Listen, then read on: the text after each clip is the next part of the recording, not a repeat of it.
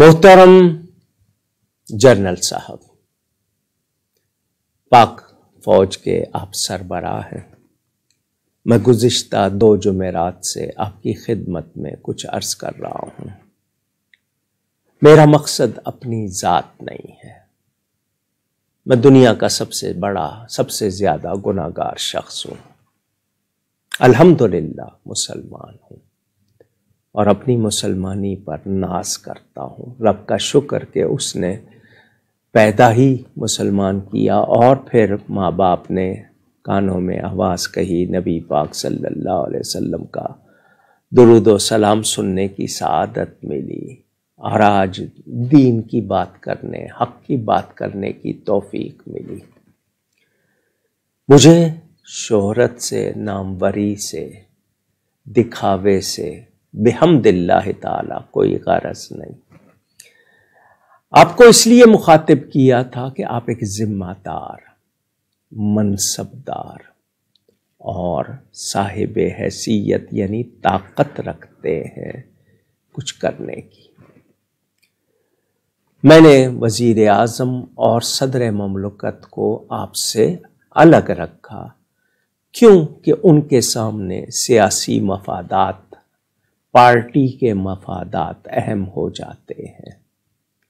تازہ واقعہ ہے، سابق اولمپئن ہاکی کے ایک پلیئر تھے رشید الحسن صاحب۔ وزیر اعظم پاکستان کے بارے میں ان کے بیان کو توہین آمیز کہا گیا کہ ان کے جو بیان تھے اس میں وزیر اعظم کی توہین تھی، انسلٹ تھی۔ چنانچہ پاکستان ہاکی فیڈریشن نے حکومت کی ہدایات پر 10 سال کے لیے اس شخص پر پابندی لگا دی ہے۔ کیوں کہ وزیر اعظم کے بارے میں انہوں نے نامناسب باتیں کی، تو حکومت نے نوٹس لیا اور ہاکی فیڈریشن کو کہا کہ ایکشن لو، سخت۔ جنرل صاحب پوچھنا چاہتا ہوں، وزیر اعظم 2 4 سال 5 سال کے لیے ہوتا ہے، جب تک کرسی ہے، اس کی اتنی اہمیت، اس کی اتنی عزت کہ اس کے خلاف بیان کوئی دے، اس پر ایکشن لیا جائے اور حکومت خود ہدایت دے اور فوراً ایکشن لیا جائے۔ مجھے یاد پڑتا ہے جب یہ نئے وزیر اعظم بنے تھے، چائنا گئے تھے، تو ٹی وی میں نیچے وہ ٹکر چلتے ہیں، وہ فوراً کمپوز کیے جاتے ہیں، اور یہ کمپوزنگ میں آٹو ایرر آ جاتا ہے، کیونکہ آپ لکھ رہے ہوتے ہیں تو آپ ابھی اسپیلنگ شروع کرتے ہیں، آگے لفظ پورا آ جاتا ہے۔ دیکھنے والے نے دیکھا نہیں، لکھنا تھا بیجنگ، جو شہر ہے چائنا کا، وہاں آٹو آ گیا بیگنگ، اس نے سمجھا وہی لکھا ہوا ہے، وہ اس نے کلک کر دیا۔ اس شخص کے خلاف کتنا ایکشن لیا گیا تھا، حالانکہ وہ جان بوجھ کر اس کی غلطی نہیں تھی، ٹیکنالوجی میں ایک سقم، ایک کمزوری تھی، اس کی توجہ نہیں رہی، مگر بیجنگ کی جگہ بیگنگ، یعنی وزیر اعظم بیجنگ گئے، بیگنگ کے لیے نہیں گئے، تو اس پر بھی ایکشن لیا گیا تھا۔ اس شخص کی نوکری بھی ختم ہو گئی، اس کو اور کیا کیا مراعات سے محروم کیا گیا۔ یہ وزیر اعظم کیا چیز ہے نبی پاک صلی اللہ علیہ وسلم کے سامنے؟ کیا حیثیت رکھتا ہے اصحاب نبوی کے سامنے، جن کی شان قرآن میں اللہ تعالیٰ خود بیان فرما رہا ہے، جن کو اللہ تعالیٰ نے اپنے نبی کے صحابہ کی حیثیت سے خود منتخب فرمایا، چنا۔ آل رسول، اہل بیت رسول، اولاد رسول کے سامنے یہ عہدے کیا چیز ہیں؟ ان کی کوئی اہمیت نہیں، ان کے خلاف جو چاہے بولو، کوئی ایکشن نہیں، کوئی کارروائی نہیں۔ کیوں؟ ہم اسلامی جمہوریہ پاکستان میں اتنے بے حس کیوں ہیں؟ ہم نے اس کو کوئی اہمیت ہی نہیں دی، جو بکتا ہے بکتا رہے، جس کا جو دل چاہے لکھ دے، کہہ دے، کسی ایک کو بھی سزا نہیں ہوگی، تو کیا یہ سلسلہ رکے گا؟ نمبر 1۔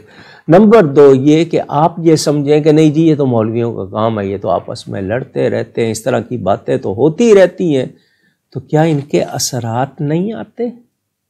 ہماری معیشت کیوں کمزور ہوتی ہے؟ ہمارے ہاں برا ماحول کیوں پنپتا ہے؟ ہمارے ہاں کمزوریاں کیوں راہ پاتی ہیں؟ بے راہ روی کیوں؟ یہ اسی بے ادبی کا نتیجہ ہے۔ جنرل صاحب میں غلط نہیں کہہ رہا، تاریخ گواہ ہے۔ مجھے اہمیت نہ دیجیے، میری بات کو تو سن لیجیے۔ میں نے التجا کی تھی کہ آپ صاحب حیثیت ہیں، ایک مرتبہ اس پر سخت نوٹس لے لیں، یہ رستے بند ہو جائیں گے گستاخی بے ادبی کے۔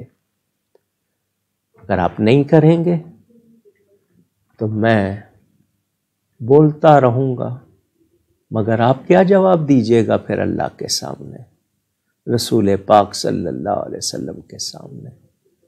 پوری امت گناہگار ہو جائے گی اور سب کے سب ہم تباہ حال ہو رہے ہیں، مزید ہو جائیں گے۔ خدا را یہ گستاخی اور بے ادبی کے دروازے بند کیجئے۔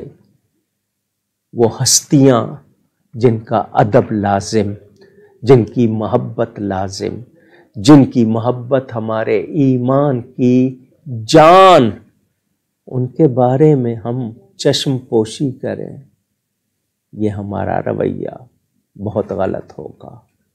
ہمیں جرأت کا، غیرت کا، حمیت کا مظاہرہ کرنا ہوگا۔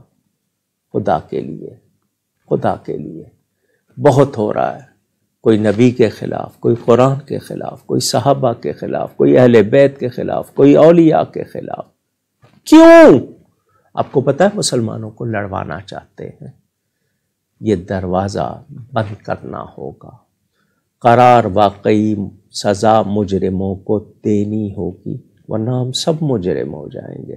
میرے منہ میں زبان ہے، میں آپ سے التجا کر رہا ہوں، آپ کے پاس اختیار ہے، آپ کارروائی کر سکتے ہیں۔ جب آپ نہیں کرتے تو پھر لوگ مشتعل ہو کر کچھ کر بیٹھتے ہیں، پھر اس کے بعد آپ کو ماحول بچانا، لوگوں کو سنبھالنا مشکل ہو جاتا ہے۔